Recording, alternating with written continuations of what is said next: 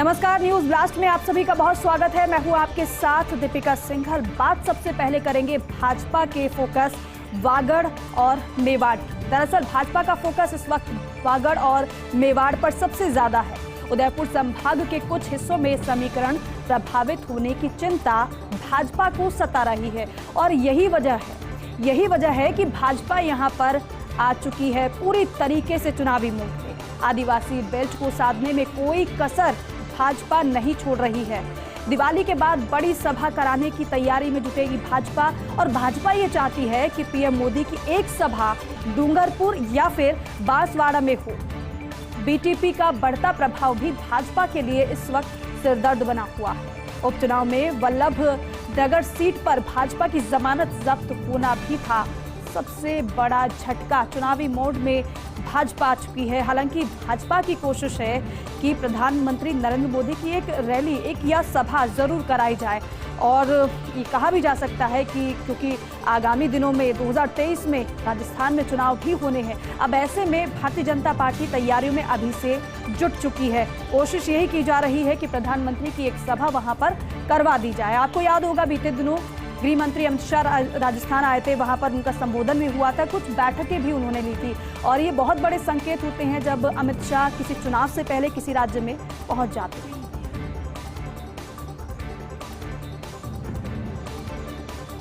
और अब बात करेंगे नभः स्पृशं दीप्तम् की, क्योंकि भारतीय वायुसेना दिवस आज है और 8 अक्टूबर 1932 को हुई थी वायुसेना की स्थापना। इंडियन एयरफोर्स दुनिया की चौथी सबसे बड़ी वायुसेना है। भारतीय वायुसेना का फोकस संख्या की बजाय अब क्षमता पर है। खुद को पाक और चीन से सामना करने की तैयारी की जा रही है। वायुसेना को नई ताकत देगा तेजस। 2027 तक 83 तेजस विमान वायुसेना को मिलेंगे। इंडियन एयरफोर्स ने विभिन्न ऑपरेशंस में अहम भूमिका निभाई है। देश में आई प्राकृतिक आपदाओं के दौरान राहत कार्य में भूमिका निभाई है और हम देखते हैं जिस तरीके से प्राकृतिक आपदाएं आती हैं तो वायुसेना की किस तरीके से वायुसेना की तरफ से ऑपरेशंस में भूमिका निभाई जाती है। और अगर बात हम तेजस की करें तो स्वदेशी विमान है और ऐसे में इसकी डिमांड इतनी ज़्यादा हो गई है कि दूसरे देश भी इसको खरीदने में दिलचस्पी दिखाने लगे हैं।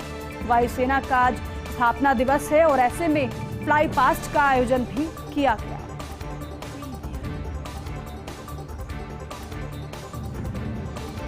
आगे बढ़ेंगे, बात अब करेंगे बच्चों के खान पान के लिए जो बड़ा कदम उठाया गया उसकी। दरअसल बच्चों के खान पान के लिए बड़ा कदम उठाया गया है। बच्चों को खाने पीने की चीजें नहीं बिकेंगी बिना BIS सर्टिफिकेट के।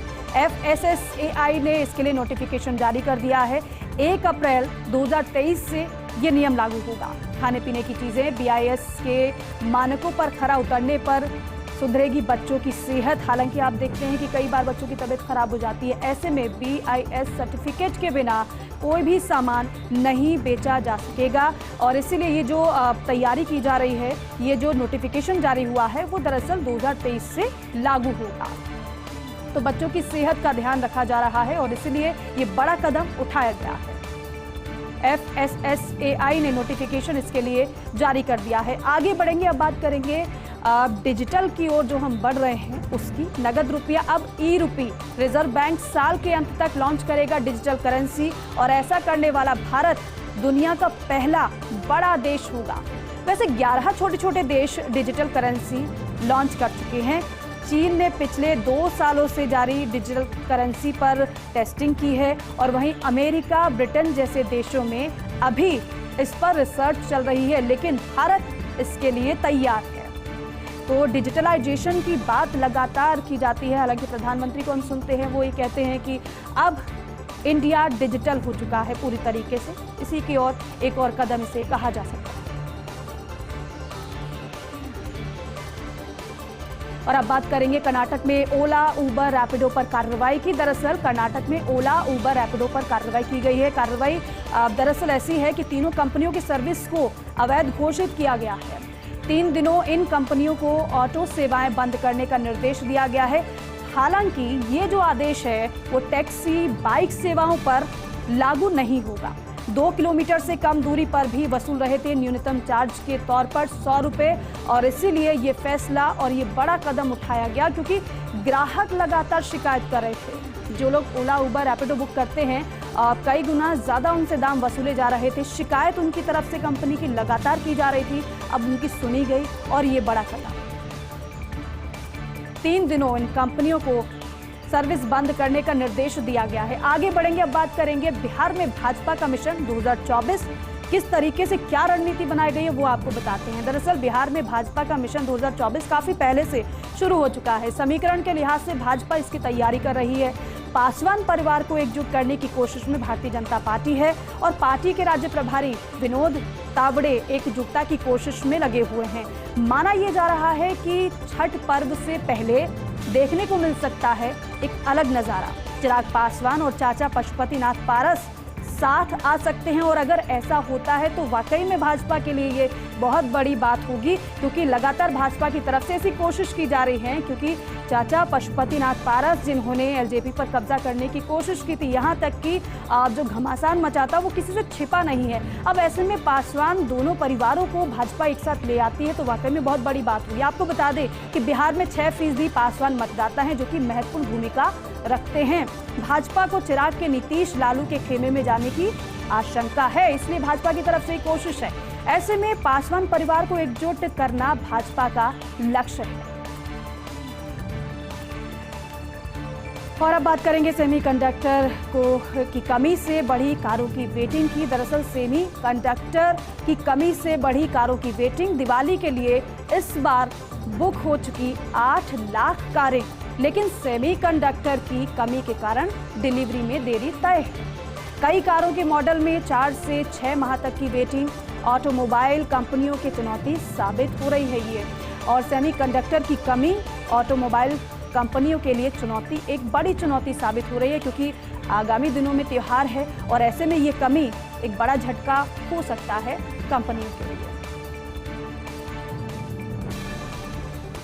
और आगे बढ़ेंगे, बात करेंगे सौरव गांगुली नहीं बनेंगे बीसीसीआई के अध्यक्ष। इसकी दरअसल अब ये खबर आ रही है कि सौरव गांगुली नहीं बनेंगे बीसीसीआई के अध्यक्ष। रिपोर्ट के अनुसार सौरव गांगुली चुनाव नहीं लड़ेंगे। 18 अक्टूबर को एजीएम में नहीं लड़ेंगे चुनाव। बीसीसीआई के नए अध्यक्ष के तौर पर रोजर बिन्नी का नाम सबसे आगे चल रहा है। पूर्व भारतीय कप्तान सौरव गांगुली चल रहे आईसीसी अध्यक्ष पद की रेस में और इसीलिए वो बीसीसीआई अध्यक्ष पद की रेस से बाहर नजर आ रहे हैं। एजीएम में शामिल होने वाले 38 में से 35 राज्यों की सूची आई है। जय शाह सचिव की भूमिका में रह सकते हैं कायम और राजस्थान राज्य संघ के प्रतिनिधि के तौर पर वैभव गहलोत शामिल होंगे, ये भी जानकारी है। और अब बात करेंगे धर्मेंद्र राठौड़ के भागीरथी प्रयासों से आज शुरू होगा उम्मीदों का सफर इसकी। तो आपको बता दें कि धर्मेंद्र राठौड़ के भागीरथी प्रयासों से आज उम्मीदों का सफर शुरू होगा। 3 वर्ष बाद फिर से शुरू होगा शाही सफर। पैलेस ऑन व्हील्स तैयार है, आज होगा फेम टूर। शाम 4 बजे दुर्गापुर स्टेशन पर सीएम गहलोत दिखाएंगे फेम टूर को हरी झंडी। नामचीन travel agent, tour operator, investors fame tour में शामिल होंगे। जयपुर से शाम 4 बजे रवाना होकर 6:30 बजे पहुंचेगी अजमेर और 9 अक्टूबर को सुबह 4 बजे उदयपुर पहुंचेगी पैलेस ऑन व्हील्स। तो 3 साल बाद पैलेस ऑन व्हील्स की शुरुआत हो रही है।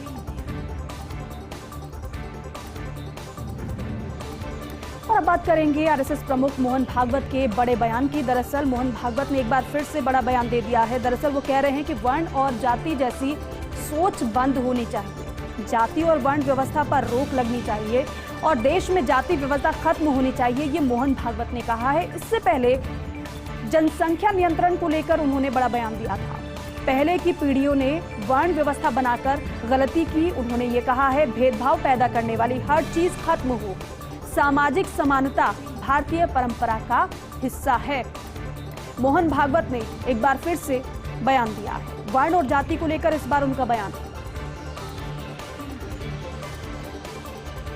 और अब बात करेंगे कूनो के लिए चीता टास्क फोर्स के गठन की। दरअसल कूनो के लिए चीता टास्क फोर्स का गठन किया जाएगा। टास्क फोर्स चीतों की प्रगति की समीक्षा करेगी।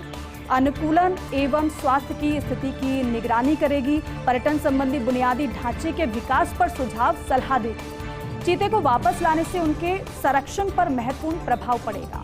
2 साल की अवधि के लिए की गई है गठित और 9 सदस्यीय टास्क फोर्स में एमपी के 6 अधिकारी शामिल हैं। भारतीय वन्यजीव संस्थान देहरादून के वैज्ञानिक डॉक्टर विष्णु प्रिया भी इसमें शामिल हैं। एनटीसीए के महानिरीक्षक डॉक्टर अमित मलिक भी इसमें शामिल हैं। बीते दिनों पूनो में चीतों को लाया गया था, हालांकि उनकी अब देखरेख के लिए अब टीम का गठन किया गया है। एक और बड़ी खबर, अब हिंदी में कर सकेंगे एमबीबीएस की पढ़ाई। गृह मंत्री अमित शाह करेंगे सिलेबस लॉन्च। मेडिकल शिक्षा के लिए हिंदी सिलेबस को लॉन्च करेंगे गृह मंत्री अमित शाह। 16 अक्टूबर को भोपाल में हिंदी में मेडिकल एजुकेशन की शुरुआत करेंगे गृह मंत्री। मेडिकल एजुकेशन के हिंदी सिलेबस की किताब का अनावरण भी गृह मंत्री अमित शाह करेंगे। तो अब हिंदी में भी एमबीबीएस किया जा सकेगा।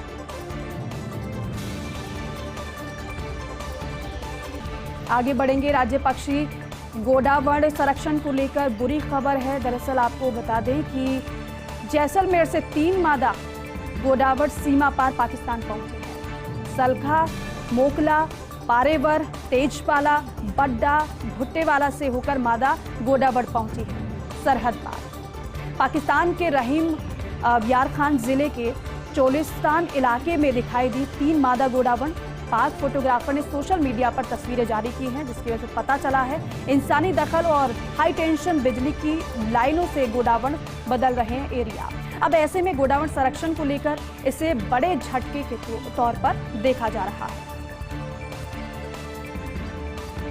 अब बात होगी कांग्रेस नेता शशि थरूर के बयान की। दरअसल वो ये कह रहे हैं कि कई सालों से सीडब्ल्यूसी के चुनाव नहीं हुए हैं।